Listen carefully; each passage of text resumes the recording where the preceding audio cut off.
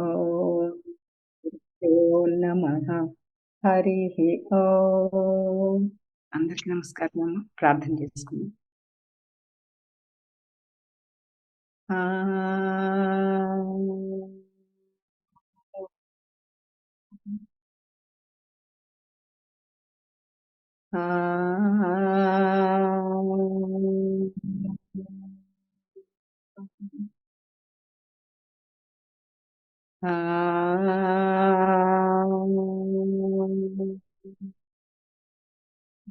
गुरुर्ब्रह्मा गुरुर्विष्णुः गुरुर्देवो महेश्वरः गुरुसाक्षात् परब्रह्मा तस्मै श्री गुरवे नमः. ब्रह्मानन्दं परमसुखदं केवलं ज्ञानमूर्तिं द्वन्द्वातीतं गगनसदृशं तत्त्वमस्यादिलक्ष्यम् एकं नित्यं विमलमचलं सर्वधी साक्षिभूतं भावातीतं त्रिगुणरहितं सद्गुरुं तं नमामि. ॐ नमो ब्रह्मादिभ्यो ब्रह्मविद्या साम्प्रदायकर्तृभ्यो वंश ऋषिभ्यो महाभ्यो नमो गुरुभ्यः. सर्वोपप्लवरहित प्रज्ञानघन प्रत्यगर्थो ब्रह्मैवाहमस्मि. अहं पदार्थरहितः सदाशिवसमारभते श्रीमहाविष्णु सूर्य याज्ञवल्क्य जनक व्यास सुखयोगी सान्दीप श्रीकृष्ण जगद्गुरुभ्यां शंकर भगवत्पादाचार्य मध्यमा श्रीधर शिवरामाख्य कृष्णदेशिकवराभ्यां मन्मडुपु सुब्बयार्य कोल्लिकोटयार्य गुरुप्रसादरावार्य स्वामी निर्भयानन्दाख्य विद्यासागराभ्याम् अस्मदाचार्यपर्यन्ताम् वन्दे गुरुपरम्पराम्. ॐ सहनाववतु सहनौ भुनक्तु सह वीर्यं करवावहै तेजस्विनावधीतमस्तु मा विद्विषावहै. ॐ तत्सत्. ॐ शान्ति शान्ति शान्तिः. ॐ नमो भगवते स्वामी निर्भयानन्दाय. हरिः ॐ श्री गुरुभ्यो नमः. हरिः ॐ. श्रुति स्मृति पुराणानाम् आलयं करुणालयं नमामि भगवत्पादं शङ्करं लोकशङ्करं. శంకరం శంకరాచార్యం కేశవం బాదరాయణం సూత్రభాష్యకృతం వందే భగవంతో పునః పునః. శంకర్ల వారిని ప్రార్థిస్తుకుంటూ, వారు సాక్షాత్ పరమాత్మ యొక్క ఆ భగవద్గీతని వారు ఏ విధంగా భాష్యం రాసి మనకి అందించింది మనము చిన్న ఇంట్రడక్షన్ మొదలు పెట్టుకుని ఆ తర్వాత గ్రంథంలోకి ప్రవేశిద్దాము. భగవద్గీతలో చెప్తాడు పరమాత్మ, విమృశ్యైత దశేషేణ యథేచ్ఛసి తథాకురు అని.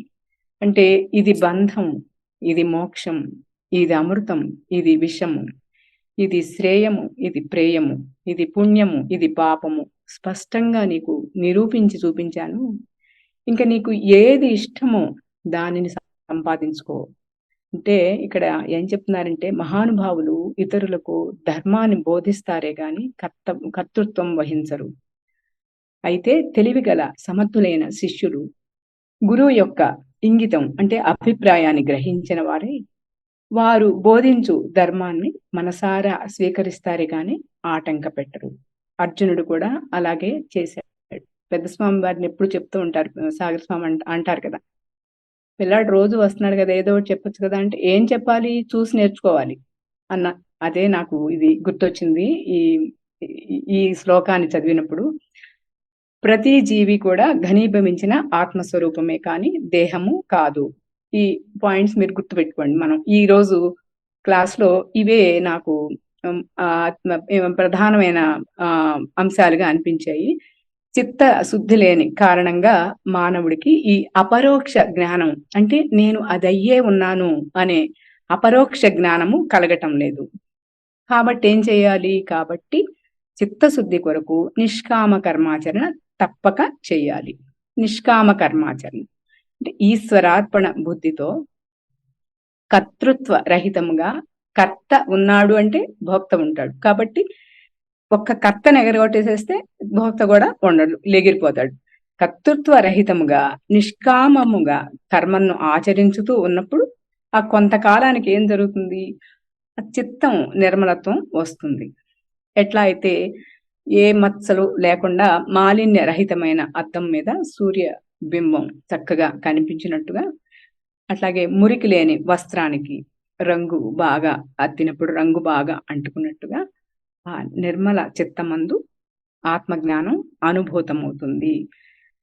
అంటే అది నీవే అయి ఉన్న తత్వం, సాధన సాధ్యం కాని దానిని ఏం చేయాలి అని అంటే ఆ పైన అంతఃకరణ మాలిన్యాన్ని తొలగించుకోవాలి.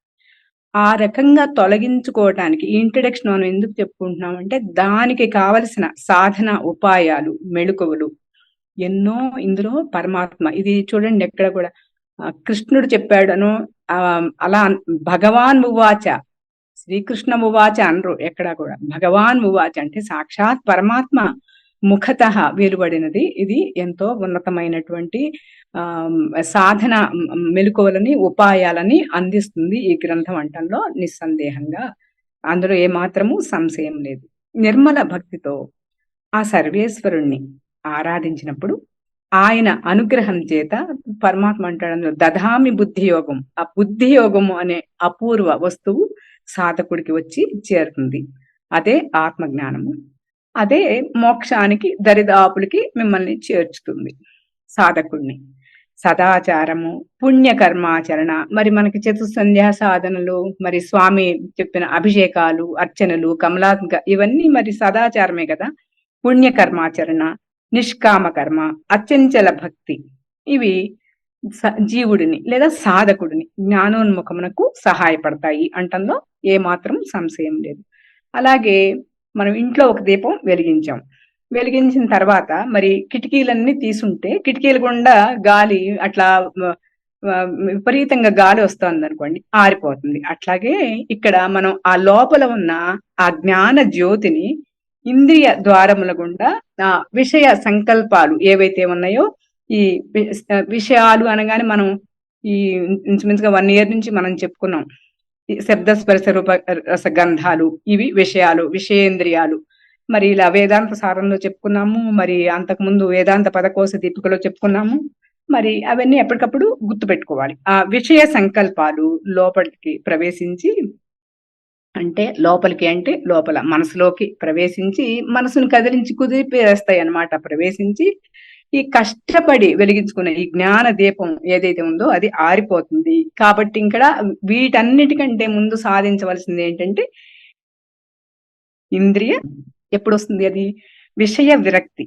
ఈ ఇంద్రియ నిగ్రహము విషయాల అస్సలు ఇప్పుడు ఇంతమంది ఇన్ని టీవీ ఛానల్స్ పెట్టుకుని చూస్తూ ఉంటే మనం ఈ రోజు ఇక్కడ మనం ఎందుకు ఈ సత్సంగం చేసుకుంటున్నాము అంటే ఆ వైరాగ్యం మనకు ఆల్రెడీ గురువులు ఆ గురు కృపతో వచ్చేసిందని అర్థం అన్నమాట. కాబట్టే మనం ఇక్కడ నిలబడగలిగాం. అసలు ఆ అర్హత లేకపోతే స్తుతి మాత నిలబడనివ్వదన్నమాట. ఇక్కడ ఈ ఇంద్రియ నిగ్రహము, విషయ విరక్తి మొదటి నుంచి కూడా సాధకుడు అభ్యాసంలో ఉండాలి. మనం ఈ గ్రంథ ప్రవేశం చేయబోయే ముందు ఇంకా మనలో ఏమైనా ఇటువంటి లక్షణాలు ఉన్నట్టయితే ఇంకా ఏ రకంగా మనలో ఉన్న క్వాలిటీస్ ని పెంచుకోవాలి ఈ జ్ఞాన బోధని అందుకోవటం కోసం. దానికోసం మనం ఇంట్రొడక్షన్ చెప్పుకుంటున్నాము.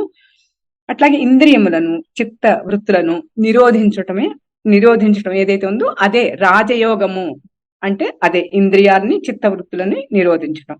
నిష్కామ కర్మ, భక్తి, రాజయోగముల చేత ఈ చిత్తములో ఉన్న మల విక్షేప దోషములు పోగొట్టుకుని నెమ్మదిగా అప్పుడు అసలు ఆత్మ విచారణలోకి ప్రవేశిస్తాడు సాధకుడు.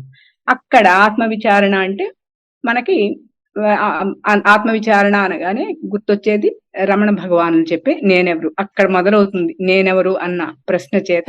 అప్పుడు గుణత్రయాతీత పంచకోశ విలక్షణ మనం ఎన్నోసార్లు చెప్పుకున్నాం ఈ ఆత్మ లక్షణాలు. తాపత్రయ వినిర్ముక్త శరీరత్రయ విలక్షణుడై అక్కడ అవస్థాత్రయ సాక్షిత్వం చివరిది. ఆ అవస్థాత్రయ సాక్షి అయిన ఆ స్వయం జ్యోతి స్వరూపమైన ఆ క్షేత్రజ్ఞుణ్ణి ఆ అనుభవానికి తెచ్చుకున్నప్పుడు అవస్థాత్రయ సాక్షిత్వం అనుభవానికి వచ్చినప్పుడు మాత్రమే ఈ ఆవరణ, ఇందాక మనం రెండే చెప్పుకున్నాం, మల విక్షేప దోషాలు, ఈ ఆవరణ దోషం తొలగి అప్పుడు ఆ జీవుడు మేఘాలన్నీ తొలగిన సూర్యుడి వలె, సూర్యుడు మేఘం అడ్డం వచ్చింది అంతే కదా, సూర్యుడు ఎప్పుడూ ఉన్నాడు, మేఘం ఉన్నప్పుడు లేనప్పుడు కూడా ఉన్నాడు. అట్లాగే ఈ అజ్ఞానం, ఈ అవిద్య మాలిన్యం, నేను ఈ దేహేంద్రియ మనోబుద్ధులే నేను అనే ఈ శరీర సంఘాతానికి కట్టుబడి నేను ఇదే అనుకుంటున్నాడు తాను అదై ఉండి. అప్పుడు ఎప్పుడైతే ఈ ఆవరణ దోషం తొలగిందో అప్పుడు జీవుడు మేఘము తొలగిన సూర్యుని వలె నిరావరణంగా స్వచ్ఛమైన ఆత్మ ప్రకాశ స్వరూపుడు అవుతాడు. అదే మోక్షము. అటువంటి స్థితి జీవుడి యొక్క లక్ష్యం. ఇంకా దేహం ఉండగానే తప్పక ఏది మానవ జన్మకి సార్థకత. మానవ జన్మ 84 లక్షల జీవరాశులలో ఒక్క మానవ జన్మ మాత్రమే ముక్తికి, ఈ మోక్ష సోపానాన్ని అధిరోహించడానికి అర్హమైన జన్మ అని మనం ఎన్నోసార్లు చెప్పుకున్నాము, గురుబోధల్లో విన్నాము. ఇప్పుడు మనము గ్రంథ ప్రవేశం చేద్దాం. ఇప్పుడు గురువు గారు మనకి ఈ భగవద్గీత శంకర భాష్యం అనే ఫస్ట్ 1-2 భాగాలు అన్ని గ్రూపుల్లో ఇన్సుమిన్సుగా వారు పోస్ట్ చేయటం జరిగింది. ఇది ఫస్ట్ పార్ట్ PDF ని ఎవరైనా అవసరమైతే తీయించుకోండి. ఇది ఫస్ట్ ఉపోద్ఘాతం ఏంటంటే, ఓం నారాయణ పరో అవ్యక్త దండం అవ్యక్త సంభవం అండస్యాం తస్విమే లోకాః సప్తద్వీపాచ మేదిని అనే శ్లోకంతో ప్రారంభిస్తున్నారు. అనగా అవ్యక్తము వలన, అనగా మాయ వలన శ్రీ నారాయణుడను ఆది పురుషుడు అంటే పరమాత్మ సర్వకాల సర్వావస్థల యందు కూడా అగోచరుడు. సర్వకాల అంటే 3 కాలంలోనూ 3 అవస్థల యందు కూడా కానరానివాడు. అగోచరుడు అంటే అవాంగ్మానస గోచరుడు కదా పరమాత్మ. మరి ఏ ఇంద్రియ ప్రమాణానికి అందని వాడు కదా, కానరానివాడు అగోచరుడు. ఇంకా అవ్యక్తమైన ప్రకృతి నుండి ఈ బ్రహ్మాండం ఏర్పడింది. అవ్యక్తంగా ఉన్న, అక్కడ కంటికి మామూలుగా మన కంటికో చెవికో వినపడని, ఆ కనపడని అవ్యక్తంగా బ్రహ్మణోరవ్యక్త, అవ్యక్తో మహత్ కదా, మహత్తో మహదహంకార అలా కదా సృష్టి దిగి వచ్చింది. అవ్యక్తమైన ప్రకృతి నుండి ఈ బ్రహ్మాండం ఏర్పడింది. ఏర్పడినప్పుడు ఏమైంది, ఇక్కడ ఈ భూ భువహ మొదలగు ఈ ఊర్ధ్వలోకాలను ఇక్కడ చెప్తున్నారు. అనే సర్వలోకాలు మరియు 7 ద్వీపములుగా ఏర్పడి ఉన్న ఈ భూ గ్రహము అంతా కూడా ఆ బ్రహ్మాండము నుండే ఏర్పడి ఉన్నాయి, ఆ బ్రహ్మాండములోనే కల్పించబడి ఉన్నాయి అని చెప్తున్నారు మొదటి పేర. ఆ భగవంతుడు తన మాయ చేత ఈ జగత్తును రచించి దీనిని చక్కగా పాలించవలేను అనే కోరిక కలిగి ముందుగా మరీచి, ఈయన ఒక బ్రహ్మమానస పుత్రుడిగా మనం చెప్పుకోవచ్చు. బ్రహ్మమానస పుత్రులు సనక సనందాదులు తెలుసు కదా, ఈయన మొదటి పుత్రుడు అని కూడా చెప్తారు. మరీచి అంటే ఒక ఋషి అని అర్థం చేసుకోండి. మొదలగు ప్రజాపతులను సృష్టించి వారికి వేదోక్తములైన అంటే వేద ప్రతిపాదితమైన ప్రకృతి రూపమైన ధర్మాన్ని కలిగినట్టుగా, అంటే వాళ్ళకి ఆ ధర్మాన్ని కలిగేట్లుగా వాళ్ళకి అలా కలిగేటట్టుగా చేసెను అని చెప్పి అంటున్నారు అనమాట. వాళ్ళని అలా రూపొందించాడు. బ్రహ్మమానస పుత్రుడు అని కూడా అంటున్నాం కదా, అంటే వాళ్ళని అట్లా క్రియేట్ చేశాడు అని చెప్పుకోవచ్చు. అటు తర్వాత వారికంటే భిన్నముగా అనగా వేరుగా ఈ సనక సనందనాదులు బ్రహ్మమానస పుత్రులు అని చెప్పుకుంటాం కదా. సనక సనందనాది ఋషులను సృష్టించి వారికి జ్ఞానము, పైనేమో ధర్మం అన్నారు, ప్రకృతి రూపమైన ధర్మము అన్నారు. అంటే ప్రకృతి అంటేనే త్రిగుణాత్మకమైన ధర్మాన్ని, ఇక్కడ జ్ఞానము మరియు దానిచే కలుగు వైరాగ్యము లక్షణములుగా ఆ పై లక్షణాలు కలిగి, ఆ పైది ప్రకృతి రూపమైన ధర్మం అంటే దాన్ని ప్రవృత్తి ధర్మంగా చెప్పుకోవాలి. ఇక్కడ ఏమంటున్నారు, ఈ వైరాగ్య లక్షణములుగా కలిగిన నివృత్తి ధర్మమును అనగా జ్ఞాన యోగమును బోధించారు ఇక్కడ వీరికి, ఈ సనక సనందనాదులకి. తర్వాత ఈ విధముగా వేదములందు చెప్పబడిన ధర్మము 2 విధములుగా ఉన్నది. వేదములు వేద ప్రతిపాదితమైన ధర్మము 2 విధాలు. ఏంటది? ఒకటి ప్రవృత్తి రూప ధర్మం. ప్రవృత్తి అంటే ప్రవేశించటం, ఇంకా విషయాల్లోకి ప్రవేశం, అలా గుర్తుపెట్టుకుంటే సరిపోతుంది. ప్రవృత్తి అంటే ప్రవేశించడం. రెండవది నివృత్తి రూపమైన ధర్మము. నివృత్తి అంటే విషయ విరమణ లేదా విషయములందు ప్రవర్తించకుండా ఉండడం. నివృత్తి అనంటే ఇది ఈ జనన మరణ చక్ర భ్రమణం నుండి బయటపడాలి అనంటే ఈ నివృత్తి రూపమైన ధర్మాన్నే ఆచరించవలసి ఉంటుంది. ప్రవృత్తి అంటే ఇంకా మనకి కొత్తవి ప్రవేశిస్తా ఉంటాం కదా, కొత్త వాటిలో కొత్త కర్మలు తగిలించుకుంటా ఉంటాడు. అది ధర్మము సహజంగానే చాలా గొప్ప వ్యవస్థ. మనం ధర్మము అనేది చతుర్విధ పురుషార్థాల్లో ధర్మం గురించి చాలా క్లియర్ గా మనం చెప్పుకున్నాం. అప్పుడు ధర్మం సహజంగానే చాలా గొప్ప వ్యవస్థ. ఏలానా అది జగత్తు యొక్క ఉత్పత్తికి అంటే సృష్టి స్థితి లయాలకి కారణం. జగత్తు యొక్క ఉత్పత్తికి అలాగే స్థితికి, సర్వ ప్రాణుల ఔన్నత్యానికి, చివరకు మోక్షానికి కూడా, ధర్మ అర్థ కామ మోక్షాలు కదా చతుర్విధ పురుషార్థ, మోక్షానికి కూడా కారణ రూపమై ఉన్నది. అంటే ఆ కారణం అది కారణంగా ఉన్నప్పుడు మనకు తెలుసు కదా, కార్యకారణ న్యాయంగా కారణ రూపమై ఉన్నది. అంతేకాకుండా సర్వ ప్రాణుల యొక్క సంరక్షణను కోరునటువంటి, ఇక్కడ సర్వ ప్రాణుల యొక్క సంరక్షణను కోరువారు బ్రాహ్మణులు అనేది ఇక్కడ మనకు అర్థమయ్యేది చెప్తున్నారు. సంరక్షణను కోరునటువంటి బ్రాహ్మణాది వర్ణాశ్రమ వ్యవస్థ ద్వారా కాపాడేది ఏదైతే ఉందో అదే ధర్మము. ఇప్పుడు మనకి ధర్మ కార్యాలు ఏది మనం నిర్వహించాలన్నప్పటికీ కూడా అక్కడ బ్రహ్మగారు అని అంటాము. ఆ బ్రహ్మగారు వచ్చి వారి ద్వారా మాత్రమే కదా మరి ఇదంతా చేస్తాము. ఆ వర్ణాశ్రమ వ్యవస్థ ద్వారా కాపాడేది. అంటే ఎవరు ఏ పని చేయాలి అనేది చాతుర్వర్ణం మయా సృష్టం అంటాడు కదా పరమాత్మ. ఎవరు ఏ పని చేయాలి, ఇంకా గుణకర్మ విభాగశః అని కూడా అంటారు. అందులో వారి యొక్క గుణ ధర్మాన్ని బట్టి ఆ వర్ణాశ్రమాలు అక్కడ వర్ణాశ్రమాలు విధించబడ్డాయి. ఇక్కడ వీరు ధర్మ సంరక్షణ చేసేవారు ఎవరైతే వారు బ్రాహ్మణులు అని చెప్తూ, కొంతకాలానికి ఈ ధర్మానుష్ఠానం అనగా ధర్మానుసారముగా చరించు మానవుల అంతఃకరణమునందు ఆ ధర్మ భావము నశించి మనం కూడా యుగ ధర్మాన్ని చూస్తూ ఉంటాం. అది గుప్తుల కాలము, స్వర్ణయుగము, తలుపులన్నీ తీసే ఉండేవి. ఎవరు కూడా అసలు పక్క వారి యొక్క ఆ వస్తువుల మీద కనీసం ఆ దృష్టి కూడా సారించేవారు కాదు. అది కాబట్టి అది స్వర్ణయుగము. అట్లా యుగాలు మారిన కొద్ది ఆ యుగాన్ని బట్టి యుగ ధర్మం మారిపోయింది అని మనకి అందరికి తెలిసిన విషయమే. ఇక్కడ ఏమైందంటే ధర్మానుసారంగా చరించే మానవుల అంతఃకరణం నందు ఆ ధర్మభావం నశించి కామభావం ఉత్పన్నమైంది. అంటే కోరిక, ఏదైనా సరే నాకే కావాలి అనే కోరిక, ఇంకా స్వార్థము, ఇట్లా ఎన్నైనా చెప్పుకోవచ్చు. ఆ కామభావ వికాసము వలన ఏమైంది, అక్కడ వివేకము విజ్ఞానాదులు తరిగిపోయినాయి. వివేకం పోయింది, విజ్ఞానం లేకుండా పోయింది.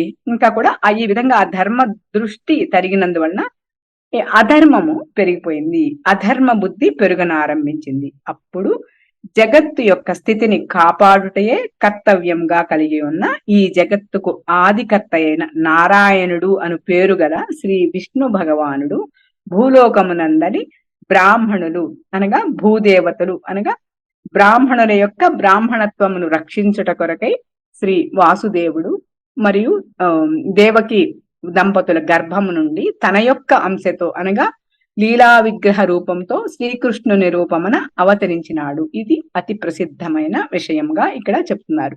మరి మనకి గీతలో పరమాత్మ చెప్తాడు, యథా యథాహి గ్లానిర్భవతి భారత అని చెప్తారు కదా. ఎప్పుడెప్పుడైతే ధర్మగ్లాని సంభవిస్తుందో అప్పుడు నేను అవతరిస్తాను అని, అది ఆ శ్లోకానికి ఇది మనం ఇక్కడ గుర్తు చేసుకోవచ్చు.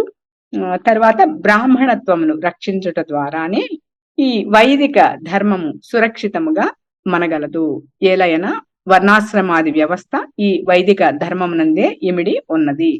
ఇంత ఇంట్రడక్షన్ చదువుకోవాలా అని అనుకోమాకండి. ప్రతిదీ కూడా అక్కడ అసలు ఆ గ్రంథ రచయిత ఏం చెప్పాలి అనుకున్నారు అనేది ఆ ఉపోద్ఘాతంలోనే తెలుస్తుంది అనేది పెద్దల వాక్యము. తర్వాత ఆ భగవంతుడు జ్ఞానము, ఐశ్వర్యము, శక్తి, బలము, వీర్యము, తేజస్సు అంటే అన్ని కూడా సల్లక్షణ శోభితుడు అంటాం కదా మొదలకు వానితో సదా సంపన్నుడై ఉన్నవాడై ఉన్నప్పటికీ అతడు అజుడు అంటే జన్మ మరణములు లేనివాడై సమస్త భూతములకు అంటే పంచభూతములకు అనగా ఆకాశము, వాయువు, అగ్ని, జలము, పృథ్వీ మొదలగు వాటికి అన్నిటికీ ఈశ్వరుడు అనగా అధిపతి అయి ఉండియు నిత్య శుద్ధుడు అనగా ఎటువంటి మాలిన్యములు అంటనివాడు, బుద్ధుడు అనగా జ్ఞానమే స్వరూపముగా కలవాడు, ముక్తుడు అనగా నిత్య బుద్ధ శుద్ధ ముక్త స్వరూపం అని చదువుకుంటాం కదా. జ్ఞానమే రూపముగా కలవాడు అంటే ముక్తుడు అనగా ఇతరమైన ఏ వస్తువు తోడను ఎటువంటి సంబంధము లేనివాడై ఉన్నాడు. అయినప్పటికీ తన యొక్క త్రిగుణములు తెలుసు కదా, సత్వరజస్తమో గుణములతో కూడి ఉన్న మూల ప్రకృతిగా ఉన్న వైష్ణవి మాయను, మాయా ప్రకృతి ముందే మనం చెప్పుకున్నాం. త్రిగుణాత్మకమైన ప్రకృతి మాయ అనగానే త్రిగుణాత్మకము అని గుర్తు రావాలి. తన మాయను తన వశమునందుంచుకొని లీలగా అనగా ఉండి లేనట్టుగా, లీల అంటే ఉండి లేనట్టుగా సాధారణ శరీరధారులకు జీవుల వలె జన్మించినట్లుగాను జీవులందరినీ అనుగ్రహిస్తున్నట్లుగాను అవతరించాడు. అలా పరమాత్మ అవతరించాడు. తనకు వ్యక్తిగతముగా అంటే అసలు ఆ పరమాత్మ యొక్క ఆవిర్భావం ఎలా జరిగింది అనేది, ఎందుకంటే ఈ గీతలో సూత్రధారి పాత్రధారి కూడా ఆయనే కదా. ఇంకా ఇంకొక మాట కూడా అంటారు, ముగ్గురు కృష్ణులు ఇక్కడ ఈ గీతలో కనిపిస్తారు. సాక్షాత్తు భగవానుడు కృష్ణుడు గానం చేస్తే ఇంకొక కృష్ణుడు అర్జునుడు విన్నాడు. అట్లాగే కృష్ణద్వైపాయనుడు అన్న బాదరాయణుడు అన్న వ్యాసుల వారి, వ్యాసోస్తు స్వయం విష్ణు. మనకు మరి స్వామి వారు మనకు పెట్టించారు కదా వ్యాసుల వారిది పెద్ద ఇక్కడ ఉండాలి, మనకి ఆ ఫోటో కూడా ఉండాలి మనకి, మనం కూడా పెట్టుకున్నాం కదా. అట్లాగే వ్యాస భగవానుడిని వ్యాసోస్తు స్వయం విష్ణు అంటారు. అలాగే శంకరుల వారిని సాక్షాత్ శంకరుడే, ఆయన శంకరుల వారి అవతారమే అని కూడా చెప్తారు. అట్లా ముగ్గురు కృష్ణులు రాశారు ఈ భగవద్గీత అని కూడా చెప్తారు. తనకు వ్యక్తిగతంగా ఎటువంటి ప్రయోజనము లేకుండాను ఈ భూతలముపై దయచూప తలంచిన వాడై అనగా ఎక్కువ మంది గుణవంతులైన పురుషుల ద్వారా గ్రహించబడి ఉన్న మరియు అట్టివారిచే ఆచరించబడుతున్న ధర్మము అత్యధిక ప్రచారము పొందునన్న భావము కలవాడై శోకమోహ రూపమైన సముద్రమునందు మునిగి ఉన్న అర్జునునకు, అంతే కదా. అర్జునుడు ఈ భగవద్గీత చెప్పేటప్పుడు అతని మానసిక పరిస్థితి మనందరికీ తెలిసిందే. యుద్ధము మధ్యలో ఈ స్వరూప జ్ఞానం కలగటానికి రెప్పపాటు చాలు, కాకపోతే చెప్పేవాడు శ్రీకృష్ణుడై ఉండాలి, వినేవాడు అర్జునుడై ఉండాలని స్వామి మనకి ఎన్నోసార్లు చెప్పారు. మీకు అందరికీ ఒకసారి గుర్తు చేస్తున్నాను, అది అందరికీ తెలిసిందే. అట్లా అంటే మనం అంత ప్రిపేర్డ్ గా ఉన్నప్పుడు, మన అంతఃకరణ సిద్ధపడి ఉన్నప్పుడు ఆ పరమాత్మ యొక్క అనుగ్రహం కలగటానికి అరక్షణమే రెప్పపాటు అని చెప్తారు కదా. ఈ శోకమోహ రూపమైన సముద్రమునందు మునిగి ఉన్న అర్జునుడకు 2 విధములైన అనగా ప్రవృత్తి మార్గము, నివృత్తి మార్గము సంబంధించిన ధర్మములని బోధించాడు. మనం ముందే చెప్పుకున్నాం ఆ ఇంట్రడక్షన్ పార్ట్. ఆయన ఇవన్నీ చెప్పేసి నీకేం కావాలో నువ్వు నిర్ణయించుకో అని చెప్తారు పరమాత్మ అని చెప్పుకున్నాం కదా. ఆ విధముగా ఈ పై 2 విధములకు ధర్మములను భగవత్ స్వరూపుడైన శ్రీకృష్ణుడు అర్జునునకు ఎలా బోధించనో అలా యథాతథంగా అనగా ఎటువంటి మార్పులు చేర్పులు లేకుండా సర్వజ్ఞుడైన మరియు భగవత్ స్వరూపుడైన వేదవ్యాసుల వారు 700 శ్లోకములతో గీత అనే గ్రంథ రూపమున వెలువరించి ఉన్నారు. ఇది వ్యాసోస్తు స్వయం విష్ణు అన్నాం కదా, వ్యాసుల వారు, వ్యాస భగవానుడు ఈ 700 శ్లోకాలతో ఈ గీత అనే గ్రంథాన్ని రూపొందించగా ఈ గీతా శాస్త్రము సర్వవేదముల సార సంగ్రహమై ఉన్నది. అందుచే దీనిని సక్రమముగా అర్థము చేసుకున్నట చాలా కఠినమైన పని అయి ఉన్నది. అలా అయినప్పటికీ ఆ గూఢార్థమును ప్రకటించుటకు అనేకులైన పండితమ్మన్యులు పదచ్ఛేదము మరి ఆ పదాల అర్థము అలాగే ప్రతి పదాన్ని వివరించి సామాన్యుడికి కూడా గీత మీద రాసిన ఉన్నని భాష్యాలు నాకు ఇందులోనూ కనిపించవు. వాక్యార్థము మరియు ఆక్షేప సమాధాన పూర్వకమైన వ్యాఖ్యానములు. ఆక్షేప అంటే సంశయాలు అన్ని, అందులోనే మళ్ళీ సంశయాలు, మళ్ళీ దానికి సమాధానాన్ని కూడా పొందుపరుస్తూ వ్యాఖ్యానములు ఈ గ్రంథమునకు రచించి ఉన్నారు.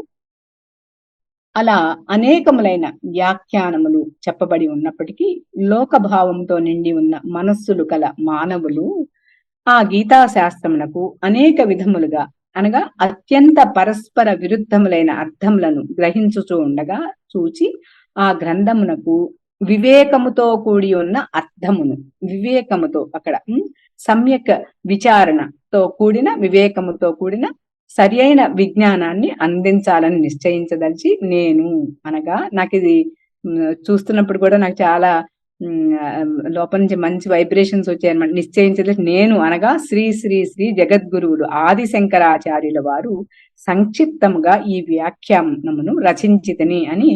ఇది ఒక ఈ భగవద్గీత ఏదైనప్పటికీ కూడా శంకరుల వారి యొక్క గ్రంథములు వారి దగ్గరే ఆ తెనాల్లో అక్కడే దొరుకుతాయని స్వామివారు ఈ నంబర్ మనకి ఇచ్చారు. అక్కడ తప్పితే మరి ఇంకెక్కడా దొరకవు అని కూడా చెప్పారనమాట. యథాతథంగా ఈ నేను ఈ వ్యాఖ్యానంను రచించితిని. ఒక్క మాటలో చెప్పాలంటే ఈ గీతా శాస్త్రం యొక్క ప్రయోజనము లోక కళ్యాణమే అనగా కారణ సహితముగా ఈ ప్రాపంచిక వాసనలను తొలగించుటయే. చూడండి, కారణ సహితముగా ప్రాపంచిక అంటే మూలఛేదనము చేయటమే. అక్కడ ఆ దుంప ఉంటే మళ్ళీ పిలక పుట్టుకొని వస్తుంది కదా, కాబట్టి కారణ సహితంగా కారణంతో సహా దాన్ని నిర్మూలన చేయించటమే వాసనను, ప్రాపంచిక వాసనలను తొలగించడే. మరి సాధకుడికి ఇది అత్యంత ప్రధానం కదా. కారణ సహితంగా ఈ ప్రాపంచిక వాసనను తొలగించుకుంటే ఇంకా ఏముంది, ఇంకా సాధకుడు సర్వదా సంసిద్ధుడై ఉంటాడు కదా ఆ గురుకృపకు పాత్రుడు అవ్వటం కోసం. అయితే ఆ పరమ కళ్యాణం ఏమనగా సర్వకర్మ సన్యాస పూర్వకమైన మోక్షమును పొందుటకు గీత యందు చెప్పబడిన ఆత్మజ్ఞానానిష్టారూపమైన ధర్మము సాధనముగా లభించుటయే. ఇక్కడ ఈ గీతార్థ రూపమైన ధర్మమును లక్ష్యముగా తలంచే దాన్ని లక్ష్యముగా పెట్టుకుని సాధకుడు స్వయముగా బ్రహ్మపదమును అనగా మోక్షమును పొందుటకు గీత యందు చెప్పబడిన జ్ఞాన నిష్ఠతో కూడి ఉన్న ధర్మమే అన్ని విధముల సామర్థ్యము కలిగి ఉన్నది అని భగవానుడు ఇక్కడ చెప్పి ఉన్నాడు. జ్ఞాన నిష్ఠతో కూడిన ధర్మము మనకి స్వామి కూడా ఎన్నోసార్లు చెప్తూ ఉంటారు. ధర్మ అర్థ కామములు మోక్షం అనే లక్ష్యము దిశగానే ఆచరించబడాలి అని ఎప్పుడు చాలాసార్లు చాలా బోధనలు మనం అవి విన్నాం. అట్లా ధర్మమే అన్ని విధముల సామర్థ్యము కలిగి ఉన్నదని, జ్ఞాన నిష్ఠతో కూడి ఉన్న ధర్మము. అది ఎలాంటి ధర్మము? జ్ఞాన నిష్ఠ అంటే నేను ఆత్మస్వరూపుణ్ణి అనే ఆ స్వరూప జ్ఞానమే నీకు లక్ష్యముగా ఉండాలి అని చెప్తూ, ఇంతేకాకుండా ఎవ్వడు ధర్మమును ఆచరించునో లేక ఆచరించక ఉండునో, మరియు ఎవ్వరు శుభాశుభములతో సంబంధము లేక ఉండునో, మరియు ఎవ్వరు ఏ విషయమును గురించి కూడా కొంచెము కూడా ఆలోచించగా నిర్విచారముగా ఉండును, అంటే ఉదాసీనంగా ఉంటారో అలా ఉండియు ఈ సమస్త జగత్తుకు ఆధార స్వరూపుడైన ఆ బ్రహ్మభావంతో కూడి ఉండును, అతడు ఆ బ్రహ్మమునే పొందును అని కూడా బ్రహ్మవిత్ బ్రహ్మైవ భవతి అనే మహావాక్యం ఉంది కదా. సమస్త జగత్తుకు ఆధార స్వరూపమైన ఆ బ్రహ్మభావముతోనే నేను అదే అయి ఉన్నాను అనే ఆ తత్వమసి మహావాక్య నిర్ణయాన్ని ఎప్పుడు అనుభవానికి తెచ్చుకుంటాడో ఏ సాధకుడు ఆ బ్రహ్మభావముతో కూడి ఉండునో అతడు ఆ బ్రహ్మమునే పొందును అని కూడా చెప్పి ఉన్నాడు. ఇంకా ఏం చెప్పారు అంటే సన్యాసమే సమ్యక్ న్యాసము. మనం ఇది కూడా ఎన్నోసార్లు మనం వివరించుకున్నాం. సన్యాసమే జ్ఞానమునకు లక్షణము లేక గుర్తు అని కూడా చెప్పి ఉన్నారు. ఇచ్చట కూడా అనగా ఈ గీతా శాస్త్రం నందు కూడా చివరకు అర్జునుతో సర్వధర్మములను పరిత్యజించి నాయందే శరణు పొందుము, సర్వధర్మాన్ పరిత్యజ్య మామేకం శరణం వ్రజ అనేది గీతలో 18వ అధ్యాయంలో 66వ శ్లోకంగా చెప్పి ఉన్నారు. అభ్యుదయము అనగా సాంసారిక ఔన్నత్యమే. అభ్యుదయము అంటే అభివృద్ధి, ఔన్నత్యమే దేనికి ఫలమో అటువంటి ప్రవృత్తి రూపమైన ధర్మము వర్ణములను ఆశ్రమ వ్యవస్థను లక్ష్యంగా పెట్టుకొని చెప్పబడినదో ఆ ధర్మము స్వర్గాదులను పొందటానికి మాత్రమే సాధనమై ఉన్నప్పటికీ కూడా అది పుణ్యం చేయగా చేయగా పుణ్యం ఏమవుతుందంటే ఆ స్వర్గాది లోకాలు ప్రాప్తిస్తాయి. కానీ క్షీణే పుణ్యే మత్స్యలోకం విశంతి అన్నట్టు ఆ పుణ్య ఫలం ఎంతవరకు అయితే ఉంటుందో అంతవరకు ఉండి మళ్ళీ మనుష్య లోకంలో మళ్ళీ జన్మ తీసుకోవలసిందే. స్వర్గాదులను పొందటానికి మాత్రమే సాధనమై ఉన్నప్పటికీ కూడా ఫలమును పొందవలయను అను కోరిక లేకుండా ముందు నుంచి మనం చెప్పుకుంటున్నాం. నిష్కామ కర్మ ఒక ఫలితాన్ని పొందాలి, ఫలాన్ని పొందాలి, దీనికోసం ఇట్లా ఈ కర్మ చేస్తున్నాను, దీనికి చెప్తా ఉంటారు కదా, నాకు ఎంసెట్ లో సీట్ వస్తే ఇట్లా నడిచెక్కుతాను, లేదంటే ఇలా ఈ పూజ చేస్తాను, 108 కొబ్బరికాయలు ఈ మాలలు వేసుకోవటం, ఇవన్నీ చూస్తూ ఉంటాం కదా. ఆ కోరిక లేకుండా, ఏ కోరికలు లేకుండా నిష్కామంగా ఈశ్వరార్పణ బుద్ధితో, ప్రతిదీ కూడా ఈశ్వరార్పణ బుద్ధితో ధర్మము చెప్పినట్లుగా కర్మలు చేసినను ఆ కర్తకు అంతఃకరణ శుద్ధి కలుగుతుంది. నిష్కామ కర్మ చేసినప్పుడు ప్రతి కర్మ కూడా ఈశ్వరార్పణ భావంతో చేసినప్పుడు, ఈశ్వరార్పణ బుద్ధితో ఏదైనా మనకి పని అయ్యింది, ఈశ్వరానుగ్రహం, పని అవ్వలేదు, ఈశ్వరానుగ్రహం, అలా ఈశ్వరార్పణ, భగవంతుడు ఈ రోజు నాకు ఇది ఇచ్చాడు, ఈ ఇచ్చిన ప్రసాదం ఈ రోజు ఈశ్వర ప్రసాదంగా అట్లా స్వీకరించినప్పుడు ఈశ్వరార్పణ బుద్ధితో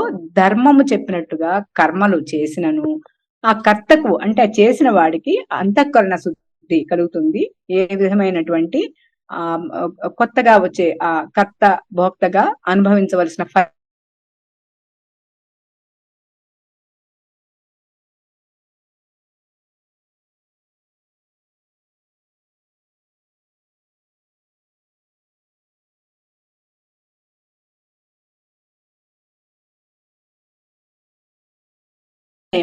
అభ్యుదయము అంటే మేలుకొలుపు అని కూడా మనం అర్థం చేసుకోవచ్చు. అతనికి అభ్యుదయమునకు అతనిలో ఒక చక్కటి మేలుకొలుపు రావటానికి కారణ రూపముగా ఉంటుంది.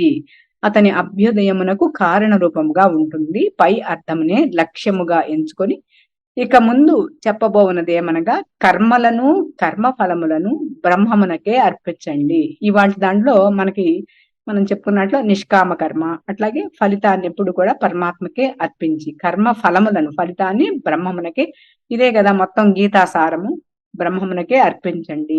యోగులైన వారు కూడా ఫలాసక్తిని వదిలి ఆత్మశుద్ధి అనగా అంతఃకరణ శుద్ధి కొరకు మాత్రమే కర్మలు చేస్తారు యోగులు. లోకమునకు పరమ కళ్యాణకరకమైన ఈ 2 విధములైన అనగా ప్రవృత్తి ధర్మం మరియు నివృత్తి ధర్మములను మరియు ఈ గ్రంథమునకు లక్ష్యభూతమైన వాసుదేవుడు అను పేరు గల పరబ్రహ్మ స్వరూపమైన ఆ పరమార్థ తత్వమును విశేషముగా అనగా ముఖ్యముగా ప్రకటించినటువంటి, అంటే ఆయనే హీరో దీనికి, ఈ గ్రంథానికి అని మనం అర్థం చేసుకోవాలి. విశేషముగా అనగా ముఖ్యముగా ప్రకటించినటువంటి ఈ గీతా శాస్త్రము అసాధారణమైన ప్రయోజనము, సామాన్య ప్రయోజనం కాదు, అసాధారణము, అదిచ్చే ఫలితము ఈ గీత అధ్యయనం వలన ప్రయోజనము మరియు అసాధారణమైన సంబంధము మరియు అసాధారణమైన విషయమును కలిగి ఉన్నది. ఇందులో ఉన్న జ్ఞానము అసాధారణము అని చెప్తూ ఇటువంటి ఈ గీతా శాస్త్రం యొక్క అర్థమును చక్కగా ఎరింగిన వారికి సంపూర్ణ పురుషార్థం అంటే చతుర్విధ పురుషార్థాలు కూడా అర్థ కామ ధర్మ మోక్షములనే పురుషార్థములు మొత్తం అన్ని లభిస్తాయి. అందుచేత దీనిని వ్యాఖ్యానించుటకు నేను ప్రయత్నించుచున్నాను. ఇట్లు శ్రీ శ్రీ శ్రీ ఆదిశంకరాచార్యుడు. ఇది ఉపోద్ఘాతం మనం చూసాము. తర్వాత గ్రంథ ప్రవేశాన్ని మనం చెప్తున్నారు. ఇది కూడా ఒక 2-3 రేపటి పడుతుందో ఇవాళ ఇంకొంచెం చూద్దాము. దీంట్లో ఇంకొంచెం ఇంకా మనకు సమయం ఉంది కాబట్టి అయితే పరిభాషా వివరణ కూడా ఒక 10 minutes చివరిలో మనం చూద్దాము. ఇక్కడ గ్రంథ ప్రవేశం చెప్తున్నారు. మన దేశము భారతదేశము. ఇది చాలా సుదీర్ఘమైన చరిత్ర కలిగిన దేశము. దీని తర్వాత నెక్స్ట్ శ్లోకాల్లోకి వెళ్ళిపోతారు. ఈ ఒక పార్ట్ తర్వాత ఈ దేశమునందు మన పూర్వీకులైన ఎంతో మంది ఋషులు, పండితులు, మహాత్ములు, కవులు, గాయకులు మొదలగు వారందరూ వారి మాటల ద్వారాను, ఆటలు అంటే నాటకాలు మరియు పాటల ద్వారా ప్రపంచమంతా కూడా ఇందుగలడందు లేడను సందేహము వలదు. ఇది భాగవత పద్యాన్ని ఇక్కడ కోట్ చేస్తున్నారు. చక్రి సర్వోపగతుండు ఎందెందు వెదికిన అందందే కలడు దానవాగ్ని కంటే అని అంటాడు కదా భక్త ప్రహ్లాదుడు. తండ్రి హిరణ్యకశిపుడు ఎక్కడున్నాడు, నీ నారాయణుడు ఇందులో ఉన్నాడా, ఈ స్తంభంలో ఉన్నాడా అన్నప్పుడు ఆ పద్యాన్ని ఇక్కడ ఉదహరిస్తున్నారు. సందేహం లేకుండా సర్వమునందును నిరాకార రూపమున వ్యాపించి ఉన్న ఆ భగవత్ తత్వమును మరియు ఆ తత్వమునందే కల్పించబడిన ప్రకృతి వర్ణనముల ద్వారా మన ముందు సాక్షాత్కరింప చేయుటకు ప్రయత్నించి ఉన్నారు. ఆ ప్రయత్నముల ఫలములే మన వేదములు అనగా శృతులు, స్మృతులు, కావ్యములు మొదలైనవన్నీ కూడా. ఈ ప్రయత్నములలో ఒక మహదంశమే ఈ భగవద్గీత. శ్రీకృష్ణుని రూపమున ప్రత్యక్షమైన ఆ సర్వవ్యాపక భగవత్ తత్వమే. కృష్ణుడు అంటే సాక్షాత్ భగవానుడు. ఆ సర్వవ్యాపక భగవత్ తత్వము ఆ మహాభారత యుద్ధారంభమునందు యుద్ధ విముఖుడై అక్కడేంటి చుట్టూ తన వాళ్ళందరినీ చూసుకుని నేను వీళ్ళనా సంహరించవలసింది, వీళ్ళతోనా నేను యుద్ధం చేయాల్సింది అనే కదా వ్యాకుల చిత్తాన్ని పొందాడు అర్జునుడు. నేను యుద్ధం చేయను అని అంటాడు. బాణాలు అది మనందరికీ తెలిసిందే కదా. అస్త్ర సన్యాసం చేసి యుద్ధ విముఖుడైన అర్జునునకు పాడి వినిపించిన గీతముల సమూహమే ఈ శ్రీమద్ భగవద్గీత అనే ఇంట్రడక్షన్ ని ఇస్తూ మనకి గ్రంథ ప్రవేశం చేయిస్తున్నారు. ఆ భగవంతుని యందు మాయచే కల్పించబడిన ఈ ప్రకృతి అంతయు కూడా అనగా పంచభూతములు ఆ భగవంతుని స్వరూపమున ఉన్న ఆయన సంపదయే. అదంతా కూడా ఆయనే. అణోరణీయానుగా మహతో మహియానుగా ఉన్నదంతా కూడా, ములుగుత్స సందులేక ఉన్నదంతా కూడా ఆ పరమాత్మ యొక్క ఇదంతా విభూతి, ఆ పరమాత్మ యొక్క విభూతే అని అర్థం చేసుకోవాలి. అనగా ఈ సంపద రూపమైన ప్రకృతి అంతయు కూడా ఆ భగవంతుని రూపమే, ఆ భగవంతుడిదే. దీనికి మరి ఒక యజమాని అనగా ఈ ప్రపంచమును నాది అనేవాడు మరి ఒకడు అసలు ఈ ప్రపంచమునందు లేడు. కర్తన్ నేను సమస్త భూతములకు కౌంతేయ సర్వములో వర్తింతుతున్ అని చెప్పి ఉన్నాడు. ఈ శ్రీమద్ భగవద్గీత ఎందే పరమాత్మ చెప్పాడు. ఏంటి అది? ఇలాంటి శ్లోకాలు ఎక్కడైనా ఒక చోట నంబర్ అయినా వేసి పెట్టుకోండి. ఎందుకంటే ఎప్పుడైనా చదువుకోవడానికి కూడా చాలా అత్యంత విశేషమైన అర్థాన్ని ఇస్తాయి. ఇది ఇక్కడ ఇవ్వలేదు, నోట్ చేసుకోండి. ఇది 9వ అధ్యాయంలో 4వ శ్లోకము. మయాత్మిదం సర్వం జగదవ్యక్తమూర్తిన మత్సాని సర్వభూతాని నచాహం త్వేష్వస్థితః అని కూడా చెప్పి ఉన్నాడు. ఈ శ్లోకానికి అర్థం ఏంటంటే ఈ సమస్త విశ్వము నా అవ్యక్త స్వరూపంచే వ్యాపింపబడి ఉన్నది. సమస్త ప్రాణులు కూడా నాయందే స్థితమై ఉన్నాయి. నాయందే అంతా కూడా నాయందే ఉన్నాయి. కానీ నేను వాటి యందు స్థితుడను కాదు. ఆయనే ఎంత పెద్ద భూ బ్రహ్మాండాలన్నీ నిలిచి ఉండగా ఆయన ఇంకెక్కడ అని అఖండము అవిభాజ్యమైన పరమాత్మ ఎక్కడ ఉన్నాడు కదా. అన్ని ఆయనలోనే ఉన్నాయి అంతర్భాగంగాని చెప్పే అర్థాన్ని చెప్పే ఈ శ్లోకము. ఆ సర్వము తానే ఉన్న భగవంతుని మానవ దేహధారి అయిన జీవుడు ఎలా తెలుసుకొనగలడో లేక పొందగలడో ఈ భగవద్గీత యందు అనేక విధములుగా చెప్పబడి ఉన్నది. భగవంతుని పొందుటకు అన్నిటికంటే ముందుగా ధర్మాచరణము ముఖ్యము. ఆ ధర్మము రెండు విధములైనది. ఒకటి ప్రవృత్తి మార్గము, రెండు నివృత్తి మార్గము. ఈ రెండు విధములైన మార్గములు గీత యందు స్పష్టముగా చెప్పబడినవి. కానీ చివరకు భేదము అంతయు తొలగి నివృత్తి మార్గమే సర్వవిధ జనులకు మోక్షప్రదమని తేల్చి చెప్పబడింది. ఎక్కడికక్కడ నివృత్తి, ఎక్కడికక్కడ విడవటం, కర్మలు అన్నిటినీ కూడా నిష్కామంగా చేయటమే ఈ నివృత్తి మార్గం. భగవంతుని పొందు మార్గమే ధర్మము. ఆ ధర్మమును ఆయనయే స్థాపించినాడు. ఆ కారణముగా ఆ ధర్మమును చెడకుండా కాపాడుటకై ఆ నిర్వికార స్వరూపుడైన పరమేశ్వరుడు మానవ శరీర రూపమైన దేహమును ధరించి, అనగా నామరూపాలు కలిగి ఆ ధర్మమును తిరిగి స్థాపించుచూ ఉండును. ఈ విధముగా ఆయనచే స్థాపింపబడిన ధర్మమును అనుసరించి మానవులందరూ, ఇందాక మనం చెప్పుకున్నాం ఇదే శ్లోకం, 4 వర్ణములుగా విభజింపబడినారు. అలా విభజింపబడుటకు వారి వారి స్వభావములు మరియు గుణ సంగ్రహమును అనుసరించి ఏర్పడిన కార్య ప్రవృత్తియే కారణము. అంటే ఒక కార్యము వచ్చింది అంటే దానికి తప్పనిసరిగా ఒక కారణం ఉండే తీరుతుంది కదా. అది చాతుర్వర్ణం మయా సృష్టం గుణకర్మ విభాగశః తస్య కర్తారమపి మా విద్య కర్తారం అవ్యయం. అనగా బ్రాహ్మణ క్షత్రియాదులను 4 వర్ణాలు కూడా సత్వాది అంటే సత్వ రజస్ ఆది అంటే మిగిలిన 2 కూడా అని సత్వాది గుణముల యొక్కయు ఆ గుణముల కారణముగా చేయబడు కర్మల యొక్కయు విభజనను అనుసరించి నాచే, నేనే సృష్టించాను, నాచే చేయబడినవి ఆ 4 అంటే బ్రాహ్మణ క్షత్రియ వైశ్య శూద్ర వర్ణములు గీత యందు చెప్పబడిన గుణత్రయ విభాగ యోగం నందు ఏ విధమగు గుణములతో కూడి ఉన్న మనోబుద్ధులు కలవారు ఏ వర్ణము వారిగా చెప్పబడినారో ఆ వివరణ అంతయు కూడా ఆ యోగమునందు చెప్పబడింది. ఏది గుణత్రయ విభాగ యోగం అధ్యాయంలో చెప్పబడింది. స్థూలముగా సత్వగుణము అధికముగా కలవారు బ్రాహ్మణులు. బ్రాహ్మణులు అంటే బ్రహ్మమునందు చెలించువారు అనే ఒక అర్థాన్ని కూడా చెప్తుంది శాస్త్రము. రజోగుణము ఎక్కువగా కలిగి ఉన్నవారు క్షత్రియులు.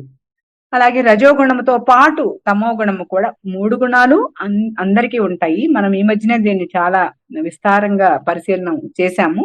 ఏ గుణం అధికంగా ఉంటే 3 ఉంటాయి, ఏ గుణం అధికంగా ఉంటే ఆ గుణం వ్యవహరిస్తోంది అని మనం చెప్పుకున్నాము. తమో గుణమే అధికంగా ఉన్న బుద్ధులు గల మానవులు వాళ్ళేమో శూద్రులు. ఈ విధముగు గుణభేద కారణముగా స్వభావ భేదము, స్వభావ భేద కారణముగా కర్మ భేదము, స్వభావాన్ని బట్టే కదా మనం చేసే పనులు, ఆ కర్మ భేదము, కర్మ భేదము కారణముగా ఏమవుతుంది అక్కడ పాప పుణ్య సుఖ దుఃఖ, పాప పుణ్య కర్మల వలన కదా ఆ పాప కర్మలకేమో దుఃఖ రూప, లేదంటే ఆ నరక స్వర్గ నరకాలు, అది పుణ్యకర్మలకేమో స్వర్గము, లేదంటే పుణ్యకర్మ సుఖరూపమైన ఫలితాన్ని అనుకోవచ్చు. పాప పుణ్య కర్మలకి సుఖ దుఃఖాలు, జన్మ మరణాలు, స్వర్గ నరక భేదములు కలుగుతున్నాయి. వీటినన్నింటినీ తొలగించుకుని జీవుడు అనగా మానవుడు సుఖ దుఃఖ జన్మ మరణ పాప పుణ్య స్వర్గ నరకముల నుండి తప్పించుకొని జన్మరాహిత్యాన్ని అనగా మోక్ష స్థితిని ఎలా పొందగలడో ఈ గ్రంథం నందు 4 వర్ణముల వారికి సాధ్య యోగ్యములైన వేరు వేరు సాధన మార్గములు, వాటి నుంచి అంటే ఆ జనన మరణ చక్ర బంధం నుంచి విడిపడటానికి, దాని నుంచి బయటపడటం కోసం ఎన్నో రకమైన సాధన మార్గాలు ఇందులో బోధించబడ్డాయి అని చెప్తున్నారు. ఇంకొక 2 పేజెస్ ఉంది ఇది. దీన్ని పొందాక రేపు చూద్దాం ఇక్కడి నుంచి. వాటిలో సాంఖ్యము అనగా జ్ఞాన మార్గము, కర్మ మార్గము, యోగ మార్గము, ధ్యాన మార్గము, భక్తి మార్గములు ముఖ్యమైనవి. ఇదంతా ఇంట్రడక్షన్ పార్ట్ కదా. అందరూ తమ తమ గుణ భేదము మరియు ఆ భేదము కారణముగా కలిగిన స్వభావ భేదము కారణముగా ఒకే మార్గమున పయనించి జన్మ మరణ రాహిత్య రూపమైన ముక్త స్థితిని పొందజాలరు. కావున ఏ గుణ ప్రధానమైన స్వభావము కలవారు ఏ మార్గమున పయనించి ఆ మోక్ష స్థితిని పొందగలరో ఆ వివరమంతయు కూడా పైన చెప్పబడిన 5 మార్గములను బోధించు యోగముల యందు చెప్పబడినది అని రేపు ఇది చూద్దాం.